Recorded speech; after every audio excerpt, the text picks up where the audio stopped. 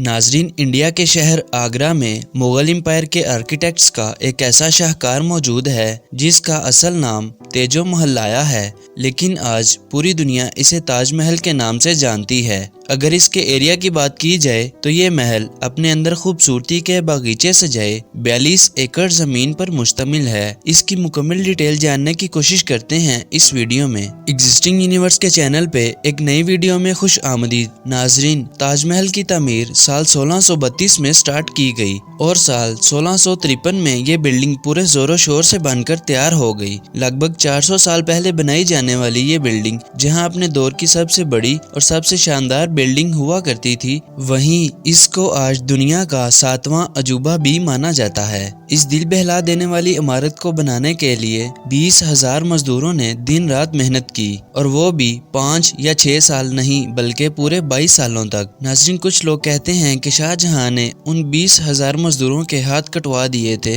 जिन्होंने ताजमहल बनाया। इस बात में कितना सच है और कितना झूठ, इसको हम वीडियो के एंड पे डिस्कस करेंगे। आपका क्या जवाब है आप कमेंट सेक्शन में जरूर बताइए। तो अपने टॉपिक पे वापस आते हैं। नाज़रीन, अगर आज के दौर में इसकी कीमत का अंदाजा लगाया जाए तो white marble, jasper, turquoise, sapphire और कार्नेलियन से बना ये अनमोल मकबरा हैरत अंगेज तौर पर $1 बिलियन यानी के 7,500 करोड़ रुपयों से भी ज्यादा महंगा है। इस बिल्डिंग को ऐसे डिजाइन किया गया है कि जब मेन गेट के पीछे से इसको देखा जाता है तो ये काफी बड़ी लगती है, लेकिन जैसे ही मेन गेट की तरफ बढ़ा जाता है तो इसका साइज खुद ब खुद ही छोटा होता जाता है। दिमाग को चकरा देने वाली ये कोई पहली ट्रिक नहीं थी जो मुगल एम्पायर्स ने इस्तेमाल की हो, लेकिन आखिर इसके पीछे क्या वजह थी कि इसको बनाने वाले इस पर आने वाली एक खराश भी बर्दाश्त नहीं कर सकते थे। ताजमहल के वो कौन कौन से राज थे जिनको 400 साल पहले छुपाने की कोशिश की गई थी, और जब इस दौर में स्टील और कंक्रीट ही नहीं हुआ करता था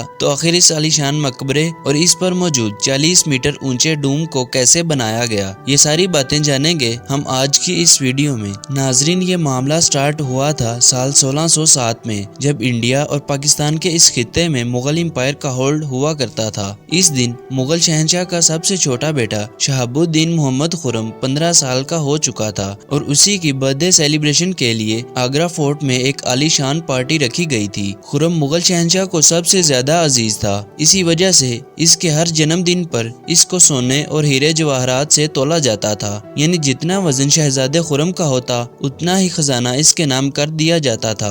लेकिन इस जन्मदिन पर कुछ और भी खास होने वाला था। मुगल शहंशाह ने शहजादे खुर्रम की शादी अपने एक वकील की बेटी से कर दी, जिसको मुमताज महल के नाम से जाना जाता था। मुमताज और खुर्रम को पहले दिन ही एक दूसरे से बहुत मोहब्बत हो गई थी, और उस वक्त ये किसी को भी नहीं पता था कि इस मोहब्बत का बोलबाला हमेशा के लिए रहने वाला है। अगले 10 सालों तक शहजादे ने कई जंगें लड़ी और उनमें भरपूर कामयाबी भी हासिल की। इसी वजह से शहंशाह ने खुश होकर उसको शाहजहां के लक़ब से नवाजा, जिसका मतलब है दुनिया का बादशाह। शाहजहां की टोटल 6 बीवियां थीं। इन 6 में से शाहजहां सबसे ज्यादा मोहब्बत मुमताज से करता था, और यही वजह थी कि वो अपना ज्यादा वक्त मुमताज महल के साथ गुजारता था। वक्त तेजी से गुजरता गया और 4 साल बाद यानी साल 1621 में मुगल शहंशाह अचानक चल बसे। शाहजहां, जो कि मुगल एम्पायर में पहले ही खासा मशहूर हो चुका था, साल 1628 में यानी कि बाप की मौत के 7 साल बाद इसने शहंशाह की सीट संभाल ली। पूरी मुगलिया सल्तनत अपने नए शहंशाह से बेहद खुश नजर आती थी। ये वो पीरियड था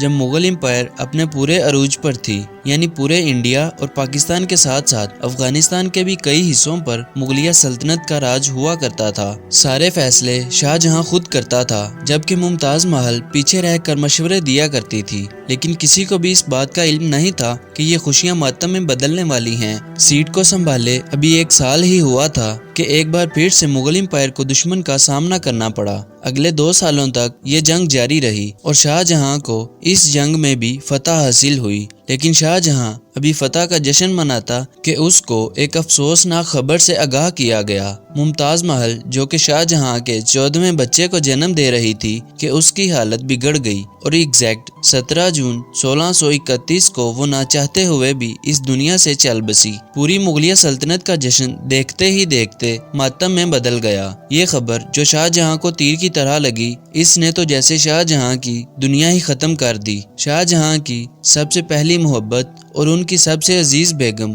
ممتاز محل اس دنیا سے رخصت ہو چکی تھی۔ ایسا سننے کو ملا ہے کہ اس غم کی پرچھائی نے شاہ جہاں کو کالے اندھیروں میں دھکیل دیا تھا۔ اگلے 8 دنوں تک انہوں نے کچھ نہیں کھایا اور اگلے 2 سالوں تک نہ ہی کوئی موسیقی سنی اور نہ ہی کوئی پرفیوم لگایا۔ ممتاز محل نے مرنے سے پہلے ایک آخری خواہش کی تھی۔ وہ چاہتی تھی کہ اس کی قبر دنیا کے سب سے خوبصورت مقبرے میں بنائی جائے۔ اس ٹاسک اور ممتاز محل کی آخری خواہش کو پورا کرنے کے لیے شاہ جہاں نے اپنی پوری دولت اور ساری زندگی وقف کرنے کا فیصلہ کر لیا۔ ممتاز محل کی وفات کے 6 ماہ بعد یعنی سال 1632 میں ہی تاج محل کی تعمیر کا کام شروع کر دیا گیا۔ قریب 20,000 سے بھی زیادہ مزدور، پتھر تراش اور کاریگروں کو پوری سلطنت سے اکٹھا کیا گیا۔ لشکروں کے لشکر شاہ جہاں کے حکم سے آگرہ بلوا لیے گئے کیونکہ ممتاز محل کی قبر یمنا ریور کے برابر میں موجود تھی۔ اسی وجہ سے اس جگہ پر دنیا کی سب سے خوبصورت بلڈنگ بنانا کوئی بچوں کا کھیل نہیں تھا۔ کسی بھی دریا کے کنارے زمین بہت سافٹ ہوتی ہے اور اگر یہاں کھدائی کا کام شروع کیا گیا تو پانی کا بہاؤ تاج محل کی بنیادوں کو بھی نقصان پہنچا سکتا تھا۔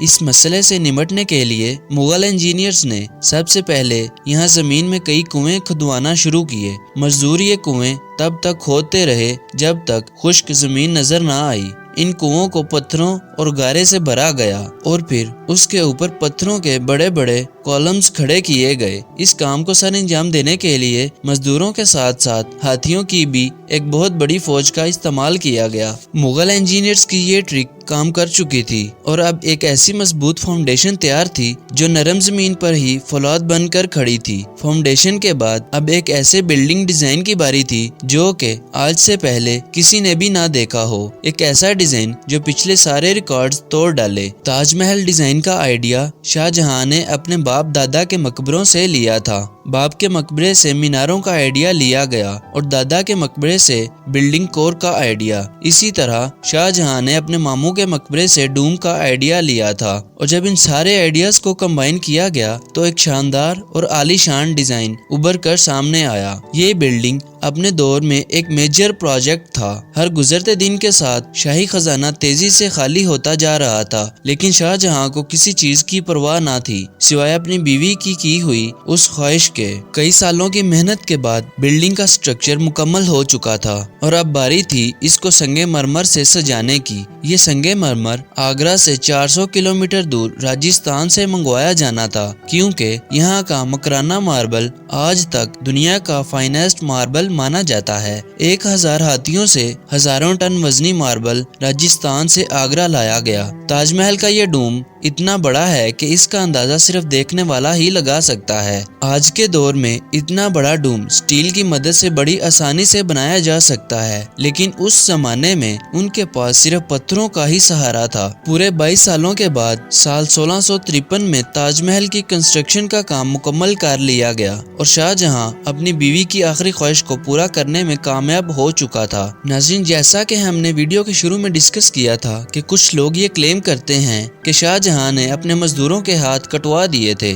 تاکہ وہ تاج محل جیسا کوئی اور مونومنٹ نہ بنا پائیں۔ انڈیا کے union agriculture minister Narendra Singh Tomar نے بھی اس کو 2 سال پہلے ریپیٹ کیا تھا یہ کہتے ہوئے، آگرہ میں تاج محل کا نرمان ہوا اور جن کاریگروں نے نرمان کیا ان کے ہاتھ کاٹ دیے گئے تھے، لیکن وشوناتھ کوریڈور کا نرمان کرنے والے کاریگر اور بیلداروں کا پھول برسا کا سواگت کر کے ایک نئے آیام کو اس دیش میں نریندر مودی جی کے نیترتو میں دیا۔ اس کلیم کے بارے میں اگر آپ تھوڑا لاجیکلی سوچیں گے تو آپ کے ذہن میں یہ سوال اٹھے گا کہ یہ پاسبل کیسے ہو سکتا تھا۔ وہ 20,000 ورکرز جنہوں نے تاج محل بنایا تھا، کیا ان کے ہاتھ ایک ہی دن میں ایک ساتھ کاٹ دیے گئے؟ اگر نہیں تو سب کو ایک ایک کر کے بلایا گیا کہ آؤ آپ کی ہاتھ کٹوانے کی باری ہے۔ جیسے ہی ہاتھ کاٹنے شروع ہوتے وہ تو وہاں سے بھاگ پڑتے۔ اگر ہسٹوریکلی دیکھا جائے تو اس چیز کا زیرو ایویڈنس ہے۔ اگر یہ چیز سچ تھی تو آج کے دور میں ہمیں سکیلٹنز ملتے ہاتھوں کے، کسی نہ کسی کتاب میں اس کا مینشن کیا جاتا۔ کئی ٹریولرز آئے تھے وہاں پر اس زمانے میں گھومنے جو کہ فارینرز تھے، وہ اپنی کتابیں لکھتے تھے، کسی نہ کسی ایک کتاب میں تو مینشن ہوتا لیکن کچھ بھی مینشن نہیں ہے۔ ناظرین، امید کرتا ہوں آپ کو یہ ہسٹوریکل ویڈیو اچھی لگی ہوگی۔ اگر ویڈیو اچھی لگی تو لائک، شیئر اینڈ کمنٹ ضرور کیجیے۔ ملتے ہیں اگلی ویڈیو میں۔ ایگزسٹنگ یونیورس دیکھتے رہیے۔